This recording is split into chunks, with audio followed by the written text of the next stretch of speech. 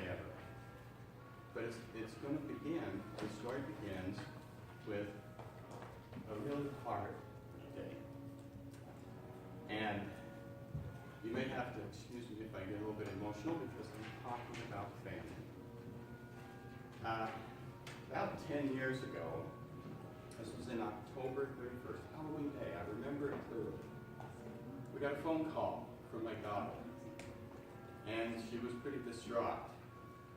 She had just been in to see the doctor, and the doctor had told her, I want you to imagine this, if you would. The doctor tells you that the baby that you've been carrying for 8 months would survive until birth. But as soon as it was born, it would die. It was given zero chance to survive. Of course, she was pretty upset. And as a father, I really didn't know what to do.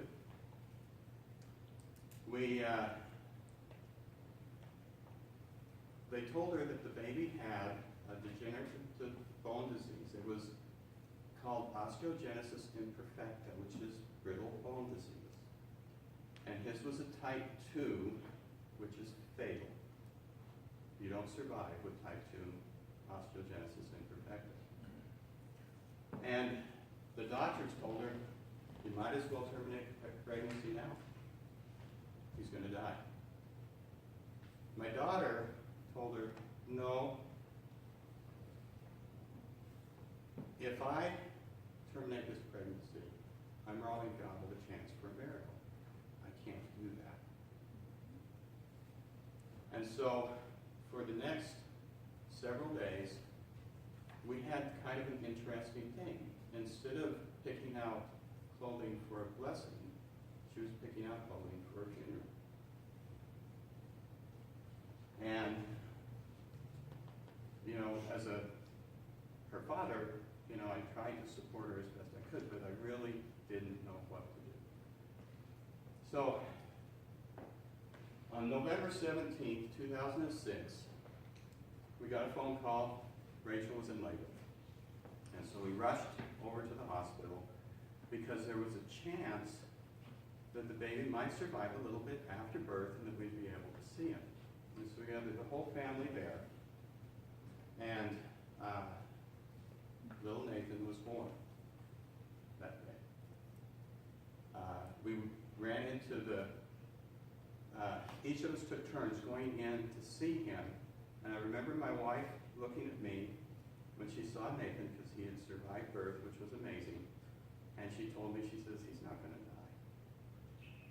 He's not going to die. This is Nathan. And so every day we were waiting for a phone call from the hospital. And it never came. Nathan survived. And we just attributed it that the doctors were all charlatans, that they didn't know what they were talking about. Nathan is a very unique child. Let me tell you how unique he is.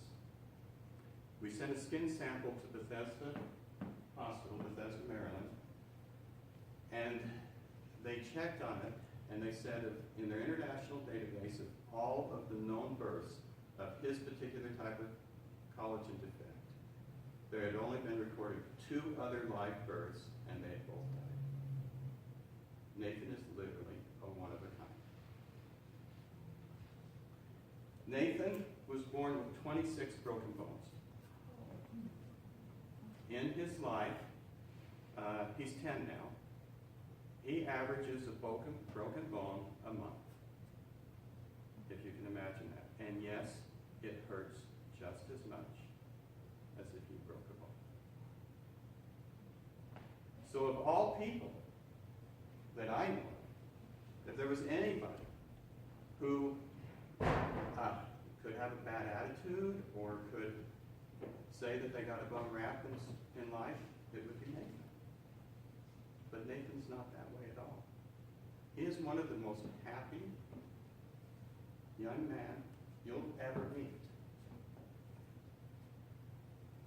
And in fact, his mom tells tells us that his first words were thank you. When he was 3.5 years old, he asked to be able to say the prayer. And the first thing he said was, God, thank you for my body. If you can imagine that. Nathan is a tough kid. He, let me tell you how tough. When he was 4 years old, they were on the way to school, and he fell out of his wheelchair.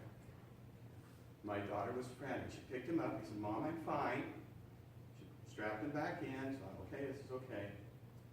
He didn't tell her that he had broken his femur until after he had turned in his homework. That's how much he wanted to be able to turn in his homework. Nathan, as Richard Paul Evans said this about him, he doesn't care about whether it's half full or half empty. He's just happy to have a glass. This is Nathan today. He is truly my hero.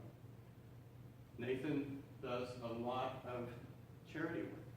Because his mind is perfectly fine, he is able to talk in behalf of children who have severe diseases. This is Nathan's hot dog stand. He decided that he wanted to have a hot dog stand so that he could raise money for his friends. And so he does this. Nathan is an author. He wrote this book, Climbing with Tigers. You can find this. And the book, last year, was made into a play. So, at 10 years old, he is already a published author, and he has a book out. This is him at the play. And Nathan has a message for you.